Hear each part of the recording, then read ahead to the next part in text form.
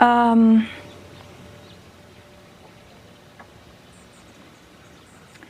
just trying to decide if I'm comfortable even talking about that. This One's Wife. With love, Meghan, episode 1.4. Hello, I'm H.G. Tudor.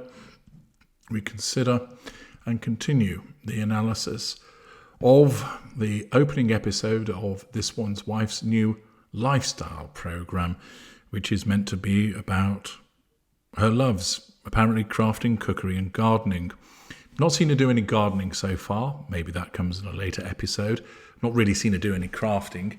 Well, if you call putting magnesium flakes or Epsom salts in a jar crafting, or tying a bow around the top, or sticking flowers in a vase as crafting, I certainly don't. Cookery, we're waiting for that to happen.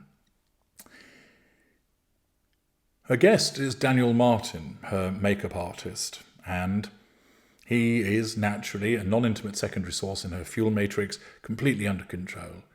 He is there to ask the questions of this one's wife, to express his enthusiasm for what she's doing and to reminisce about the times that they've had before. And they did so in relation to the TIG. But we're now moving on to the actual cooking, it would appear. For this one's wife explains that having chopped the tomatoes, which Daniel managed to injure himself in the process of doing so, that the tomatoes are put in a bowl, bits of seasoning or oil is provided, and next she's taking the dry pasta, aka spaghetti. And what she's going to do is, she explains, next put dry pasta in, pour boiling water on it, and that's it. Really? That's it? That's not cooking. That's making a sandwich. Slice the bread, put some butter on, put some cheese in there, add some Branston pickle, add some ham, another slice of bread. Ta-da! That's it. You've not cooked anything. You've done the equivalent of making a sandwich. This one's wife tells us, I make it for my family. Not that my kids are eating heaps of noodles, but I can put the leftovers in their lunchbox. But I thought you didn't know what a lunchbox was, this one's wife. Evidently you do, as we knew all along. When you said that in the Billie Eilish video, you were just trying to sound like you were overwhelmed by the occasion that you'd staged. So the kids get leftovers in their lunchboxes. Times must be hard. I should imagine they turn around and go, what's this? I want Billy Bear ham in my sandwiches. And I want a chocolate biscuit. I don't want the leftover crap that chef's made, because let's be honest about it here. Despite her keep telling us that she's the one doing all of the cooking, etc., I bet she hardly ever goes in the kitchen. It'll be takeaways. In the People article, they're always dining out. So when's she actually doing all of this cooking? Which one is it? Lots of dining out or lots of cooking? As ever, this one's wife contradicts herself.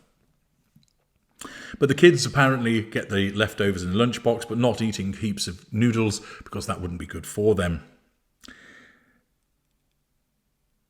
Daniel confesses that he's never zested before.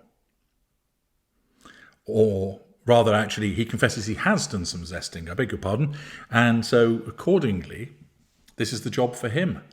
Having chopped the tomatoes and dumped pasta on top and then thrown hot water over it, they're going to add some zest. So Daniel stands there, zesting away vigorously as best as he can, despite his massive flesh wound on his thumb. The bits of lemon fall, and apparently this one's wife says sagely, the brightness of citrus helps so many things.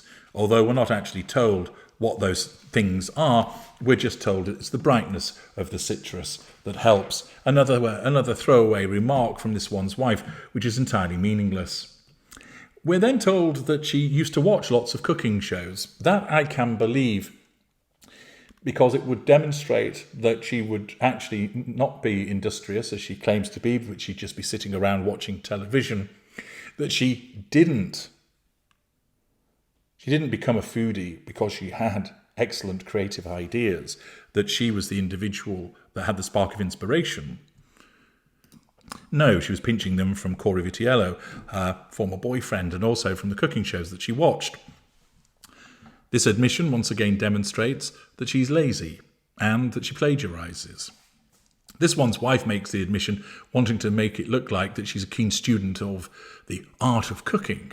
But knowing what she is, and by virtue of the narcissist that she is, we're able to observe that this just demonstrates, once again, her laziness and her magpie ability for taking the hard work of others. So far, Daniel has been very much in the role of stooge, there to ask the questions, there to smile and look enthusiastic in order to be supportive to this one's wife, demonstrating that he's completely under control. But this one's wife then deigns to finally ask a question of him. And wow, what a question she asks. Did you always want to do makeup? I think she probably sat for 3 hours with a wet towel round her head as she thought of that one. Daniel then talks a little bit about his family, his French grandmother, his sisters, etc., and how he then got into the makeup.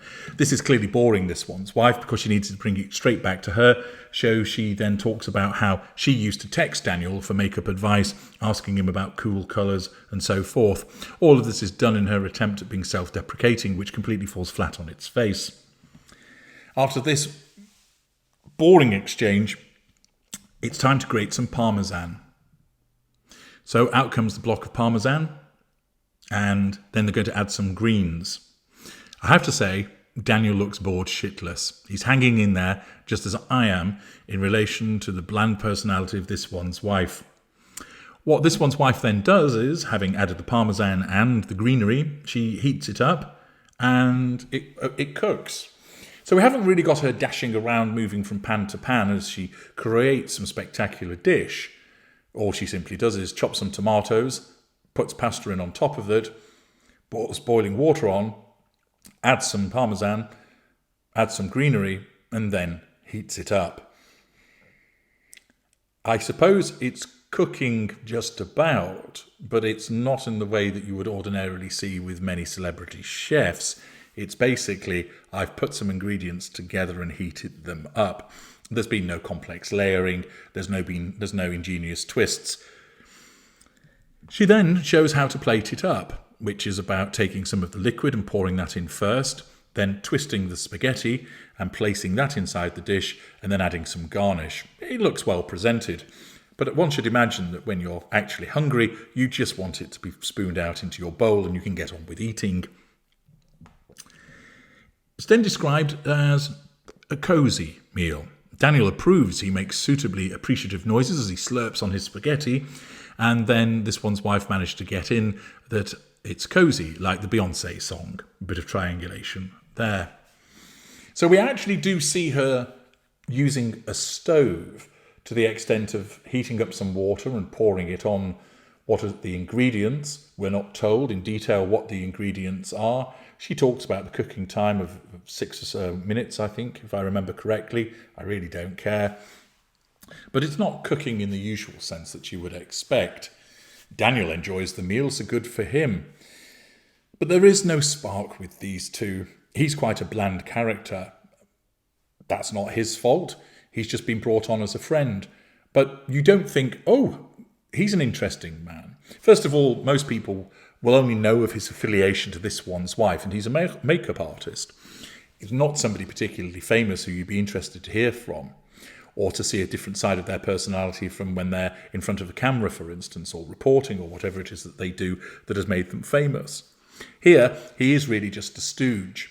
It shows, of course, that with relation to this one's wife, she hasn't really got any mega famous friends, and that she has to call in her makeup artist. You'd expect that you'd really be going hell for leather, pulling out all the stops in this first episode to make it witty, to make it engaging, to make the food really look tasty, and that you would have an engaging and interesting guest. So you think, do you know what? I actually enjoyed all of that. I learned some tips that I wasn't familiar with. The food looked great, and I really enjoyed the guests that she had on. I was amused and entertained. In actual fact, it's just the usual banal platitudes from this one's wife. There's no chemistry between her and her guest, even when they try and talk about, oh, do you remember when? It seems forced. It seems like two people who have been made to come together, who haven't really been in contact with one another for some time, and feel awkward about the fact that they failed to send Christmas cards to one another, or have kept up on social media with one another. This one's wife, of course, lacks charisma. She lacks warmth. She thinks that she has those things, but it's quite clear here she has not. She seems reasonably comfortable in front of the camera. There's no hint of nervousness, and that should be right. She's an actress after all. But as the hostess, she doesn't command the show in any way. She doesn't make it her territory. You might argue, well, perhaps that's because it's not her kitchen. But if you've got that charisma and you've got that presence, it would translate into whatever environment that you're in. Take Gordon Ramsay, for instance. He's regularly seen in other people's kitchens, but he fills the room. He's a larger-than-life presence. This one's wife isn't. She hasn't got it. And nor does she have the sort of nicey-niceness that would go with someone doing a more trad wife aspect to all of this. She just doesn't have that innate warmth. And this translates into an absence of chemistry with her guest. I'm halfway through. Yeah, it feels like you're slogging up a mountain. It really does. Because there's so much to note by way of the empty observations, the absence of chemistry, the stupid little laughs that are made. So many details that I think as time goes on, I'll simply be a case of saying, yeah, it's much like the other episode, no chemistry with the guest, stupid banal comments, no actual cooking and so forth. But with this being the first one, it merited a more detailed analysis of it. But it would appear that we're going to go back to the beginning in a moment because Brendan's going to make a reappearance. You may have forgotten already trying to jettison this awful programme from your mind, but he's the beekeeper. So let's find out in the next segment what all that's about.